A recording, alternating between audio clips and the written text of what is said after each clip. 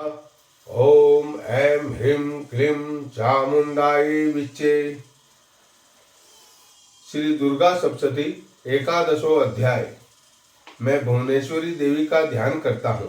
उनके श्री अंगों की आभा प्रभात काल के सूर्य के समान है और मस्तक पर चंद्रमा का मुकुट है। वे उभरे हुए स्तनों और 3 नेत्रों से युक्त है। उनके मुख पर मुस्कान की छटा छाई रहती है और हाथों में वरद, अंकुश, पास तथा अभय मुद्रा शोभा पाते हैं। ऋषि बोले, देवी के द्वारा वहाँ महादैत्यपति शुंभ के मारे जाने पर इंद्र आदि देवता अग्नि को आगे करके उन कात्यायनी देवी की स्तुति करने लगे। उस समय अभीष्ट की प्राप्ति होने के से उनके मुख कमल दमक उठे थे और उनके प्रकाश से दिशाएं भी जगमगा उठी थी। देवता बोले, शरणागत की पीड़ा दूर करने वाली देवी, हम पर प्रसन्न हो। संपूर्ण जगत की माता, प्रसन्न हो। विंध्येश्वरी, विश्व की रक्षा करो। देवी, तुम ही चराचर जगत की अधीश्वरी हो। तुम इस जगत का एकमात्र आधार हो, क्योंकि पृथ्वी रूप में तुम्हारी ही स्थिति है। देवी, तुम्हारा पराक्रम अतुलनीय है। तुम ही जल रूप में स्थित होकर संपूर्ण जगत को तृप्त करती हो। तुम अनंत बल संपन्न वैष्णवी शक्ति हो। इस विश्व की कारणभूता परामाया हो।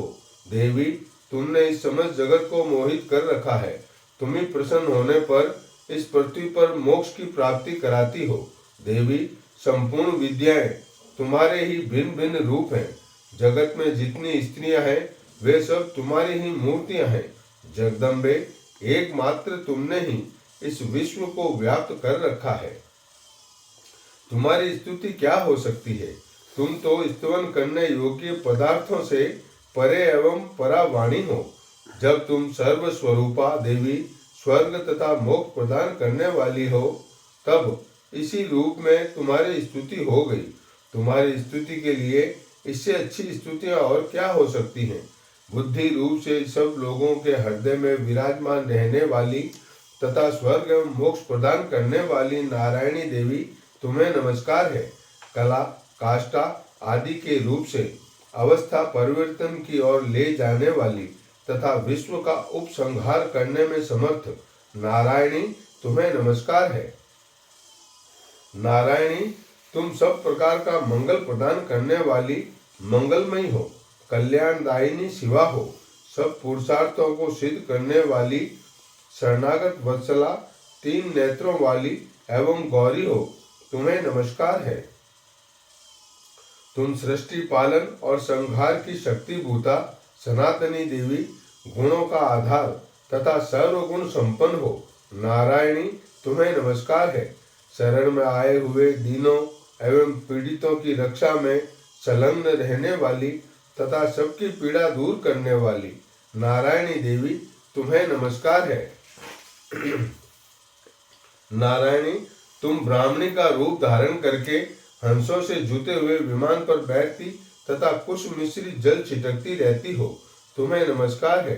माहेश्वरी, रूप से त्रिशूल, चंद्रमा एवं सर्प को धारण करने वाली तथा महान वृषभ की पीठ पर बैठने वाली नारायणी देवी, तुम्हें नमस्कार है। मोरों और मुर्गों से घिरे रहने वाली तथा महाशक्ति धारण करने वाली कौमारी रूप धारिणी निष्पाप नारायणी, तुम्हें नमस्कार है। शंख, चक्र, गदा और सांग धनुष रूप उत्तम आयुधों को धारण करने वाली वैष्णवी शक्ति रूपा नारायणी, तुम प्रसन्न हो। तुम्हें नमस्कार है। हाथ में भयानक महाचक्र लिए और दाढ़ों पर धरती को उठाए वाराही रूप धरिणी कल्याणमयी नारायणी, तुम्हें नमस्कार है।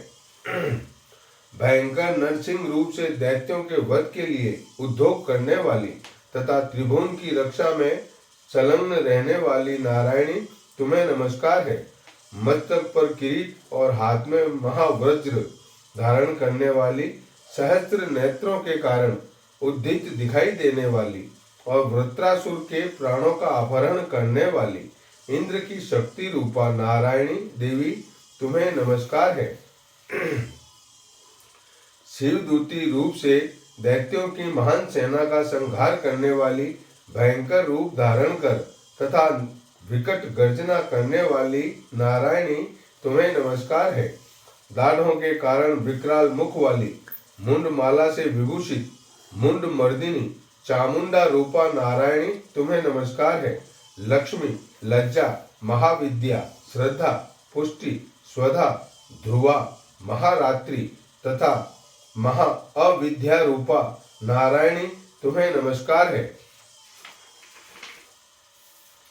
मेघा, सरस्वती, वरा, श्रेष्ठा, भूति, ऐश्वर्य रूपा बाभ्रवी, भूरे रंग की अथवा पार्वती, तामसी महाकाली, नियता, स्वयं परायणा तथा ईशा सबकी अधीश्वरी रूपिणी नारायणी तुम्हें नमस्कार है।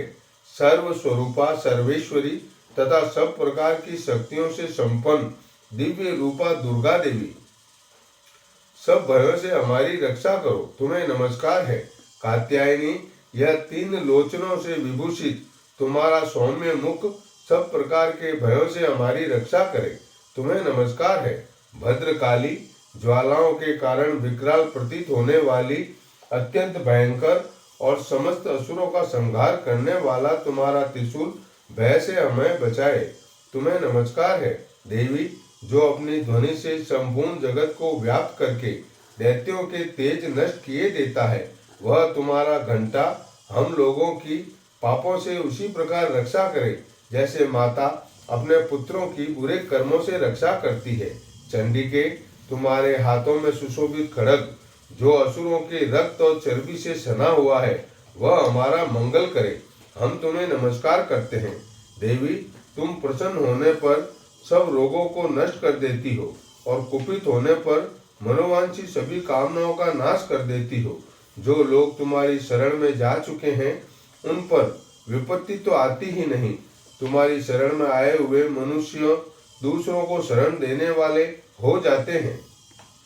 देवी अंबिके, तुमने अपने स्वरूप को अनेक भागों में विभक्त करके नाना प्रकार के रूपों में जो इस समय इन धर्मद्रोही दैत्यों का संहार किया है, वह सब दूसरी कौन कर सकती है। विद्याओं में, ज्ञान को प्रकाशित करने वाले शास्त्रों में तथा आदि वाक्यों वेदों में तुम्हारे अलावा और किसका वर्णन है, तथा तुमको छोड़कर कौन दूसरी ऐसी है जो इस विश्व को अज्ञान में घोर अंधकार से परिपूर्ण ममता रूपी गड्ढे में निरंतर भटका रही हो। जहाँ राक्षस, जहाँ भयंकर विष वाले सर्प, जहाँ शत्रु, जहाँ लुटेरे की सेना और जहाँ दावानल हो, वहाँ तथा समुद्र के बीच में भी साथ रहकर तुम विश्व की रक्षा करती हो। विश्वेश्वरी, तुम विश्व का पालन करती हो, विश्व रूपा हो, इसीलिए संपूर्ण विश्व को धारण करती हो। तुम भगवान विश्वनाथ की भी वंदनीय हो। जो लोग भक्ति पूर्वक तुम्हारे सामने मस्तक झुकाते हैं, वे संपूर्ण विश्व को आश्रय देने वाले होते हैं। देवी, प्रसन्न हो, जैसे इस समय असुरों का वध करके तुमने शीघ्र ही हमारी रक्षा की है, उसी प्रकार सदा हमें शत्रुओं के भय से बचाओ। संपूर्ण जगत का पाप नष्ट कर दो और उत्पाद एवं पापों के फल स्वरूप प्राप्त होने वाली महामारी आदि बड़े बड़े उपद्रवों को शीघ्र ही दूर करो। विश्व की पीड़ा दूर करने वाली देवी, हम तुम्हारे चरणों पर पड़े हुए हैं, हम पर प्रसन्न हो। त्रिलोक निवासियों की पूजनीय परमेश्वरी, सब लोगों को वरदान दो। देवी बोली, देवताओं, मैं वर देने को तैयार हूँ, तुम्हारे मन में जिसकी इच्छा हो वह वर मांग लो। संसार के लिए उस उपकारक वर को मैं अवश्य दूंगी। देवता बोले, सर्वेश्वरी, तुम इसी प्रकार तीनों लोकों की समस्त बाधाओं को शांत करो और हमारे शत्रुओं का नाश करती रहो। देवी बोली, देवताओं, वैवस्वत मनवंतर के 28वें युग में शुंभ और निशुंभ नामक के 2 अन्य महादैत्य उत्पन्न होंगे।